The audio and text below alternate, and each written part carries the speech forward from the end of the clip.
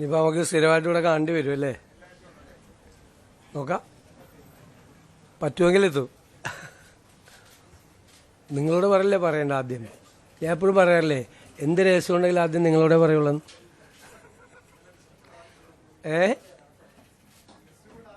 അല്ല, ഗവർണറെ കാണുന്നതിന് മുമ്പ് പറയാൻ പാടില്ല, അതിനുള്ള അധികാരം നമുക്കില്ല. അതുകൊണ്ടാണ്. എന്നിട്ട് ഓടി വന്ന് നിങ്ങളോടാ പറഞ്ഞത്. എന്ത് പാടുപെട്ടാ ഓടി എത്തിയത് അവിടെ. അപ്പോൾ നമ്മൾ ഇന്നിപ്പോൾ ആദ്യത്തെ മന്ത്രിസഭാ യോഗം കഴിഞ്ഞു സത്യപ്രതിജ്ഞയ്ക്ക് ശേഷം. അപ്പോൾ തെരഞ്ഞെടുപ്പ് കാലത്ത് UDF 5 ഗ്യാരണ്ടികൾ ജനങ്ങൾക്ക് നൽകിയിട്ടുണ്ടായിരുന്നു. ആദ്യത്തെ മന്ത്രിസഭാ യോഗത്തിൽ തന്നെ അതിലെ 2 ഗ്യാരണ്ടികൾ നടപ്പാക്കാൻ തീരുമാനിച്ചു. ഒന്ന്, KSRTC ബസ്സുകളിലെ സ്ത്രീകൾക്കുള്ള സൗജന്യ യാത്ര അനുവദിക്കുന്ന സംബന്ധിച്ച് ജൂൺ 15-ാം തീയതി മുതൽ നടപ്പാക്കും. അതിൻ്റെ വിശദാംശങ്ങൾ പിന്നീട് പ്രഖ്യാപിക്കും.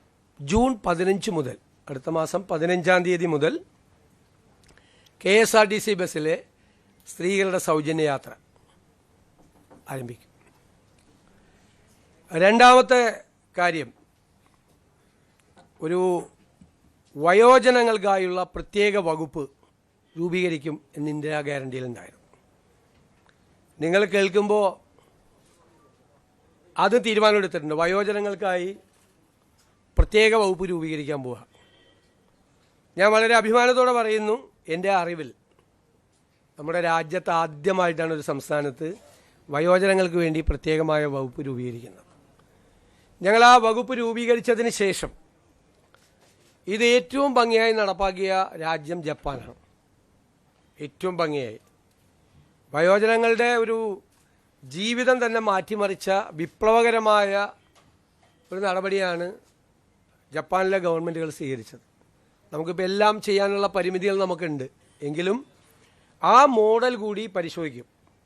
അതിനുള്ള ഒരു നല്ല സ്റ്റഡി അടുത്ത 1-2 മാസത്തിനുള്ളിൽ പൂർത്തിയാക്കി കേരളത്തിലെ വയോജനങ്ങളെ, ഞാൻ കരുതുന്നത് ഒരു സമൂഹം പരിഷ്കൃതമാണോ അല്ലയോ എന്ന് പരിശോധിക്കാനുള്ള ഒരു അളവുകോൽ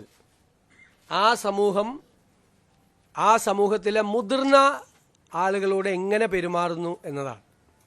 ഇപ്പം നമുക്ക് കേരളം സിവിലൈസ്ഡ് സൊസൈറ്റിയാണ്, പരിഷ്കൃത സമൂഹമാണെന്ന് ലോകത്തോട് മുഴുവൻ വിളിച്ചു പറയണമെങ്കിൽ പ്രായമായവരുടെ അല്ലേ, അവരോട് ഏറ്റവും മാന്യമായി, അവരെ കരുതലോടുകൂടി, അവരെ ചേർത്ത് പിടിച്ചുകൊണ്ടുള്ള ഒരു സമീപനവും പദ്ധതികളും കേരളത്തിലുണ്ടാകണം ധാരാളമായി.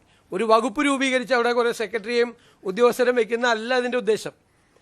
വലിയ ലക്ഷ്യങ്ങളാണ് അതിൻ്റെ അകത്തുള്ളത്. സ്വപ്നതുല്യമായ കാര്യങ്ങൾ ഈ വയോജന വകുപ്പ് രൂപീകരിച്ചതിൻ്റെ പുറകിലുണ്ട്. അത് പുറകെ സ്റ്റെപ്പ് ബൈ സ്റ്റെപ്പായിട്ട് നടക്കും. അതിനുള്ള വിശദമായ ഒരു പഠനം തന്നെയാണ് വയോജന വകുപ്പിനെ സംബന്ധിച്ചുള്ള.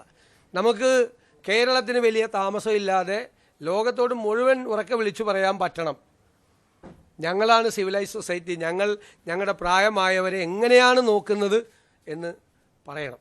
അതാണ്. അപ്പോൾ ആ 2 ഗ്യാരണ്ടി നടപ്പാക്കാനുള്ള തീരുമാനം എടുത്തിട്ടുണ്ട്. ഇനി നമ്മൾ ഈ വാക്കാണല്ലോ പ്രധാനം. വാക്ക് പറയുമ്പോൾ മറന്നുപോലെ ഭയങ്കര എളുപ്പമാണ്. പക്ഷേ വിശ്വാസ്യത എന്ന് പറയുന്നത് ഏറ്റവും പ്രധാനപ്പെട്ടൊരു കാര്യമുണ്ട്.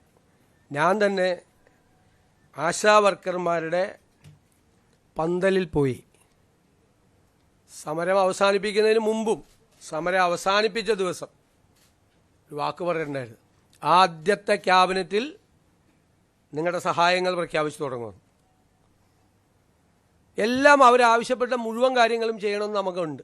പക്ഷെ നിങ്ങൾക്കറിയാമല്ലോ, നമ്മളൊരു സമ്പദ് വ്യവസ്ഥയെക്കുറിച്ചുള്ള ഒരു പഠനങ്ങളൊക്കെ നടക്കുന്നേ ഉള്ളൂ. എങ്കിലും ആദ്യഘട്ടത്തിലായി അവർക്ക് 3000 രൂപയുടെ വർധനവ് പ്രഖ്യാപിക്കുകയാണ്. ആദ്യത്തെ ക്യാബിനറ്റ് യോഗം തീരുമാനിച്ചു. റിട്ടയർമെൻറ്റ് ബെനഫിറ്റിനെ സംബന്ധിച്ചിട്ടുള്ള യോഗം അടുത്ത 1 മാസത്തിനുള്ളിൽ തന്നെ അതുകൂടി തീരുമാനിച്ചു പ്രഖ്യാപിക്കും. കാരണം അതിൻ്റെ കുറച്ച് ഫിനാൻഷ്യൽ ലയബിലിറ്റിയും മറ്റ് കാര്യങ്ങളെക്കുറിച്ചുള്ള റിപ്പോർട്ടുകൾ വളരെ പെട്ടെന്നല്ലേ, നമ്മളിപ്പോൾ ചാർജ് എടുത്താലേ നമുക്കിതൊക്കെ ചോദിക്കാൻ പറ്റുള്ളൂ. അതൊക്കെ വരാനുള്ള ചില കാലതാമസങ്ങൾ കൊണ്ട് മാത്രമാണ്. അപ്പോൾ അവരോട് പറഞ്ഞ വാക്കുകൾ തീർച്ചയായിട്ടും പാലിക്കും. ആദ്യഘട്ടത്തിലാണ് 3000 രൂപ വർദ്ധിപ്പിക്കുന്നത്. റിട്ടയർമെൻറ്റ് ബെനിഫിറ്റിൻ്റെ കാര്യം ഒരുപാട് തീരുമാനിപ്പിക്കും. കുറച്ചുകൂടി കഴിയുമ്പോൾ അടുത്തൊരു ഘട്ടവും കൂടി പ്രഖ്യാപിക്കും. ഇപ്പോൾ നമുക്ക് ഇപ്പോൾ ഉള്ളത് 9,000 രൂപയാണ് ഇപ്പോൾ ഉള്ളത്. അത് 12,000 രൂപയാവും ഇപ്പോൾ.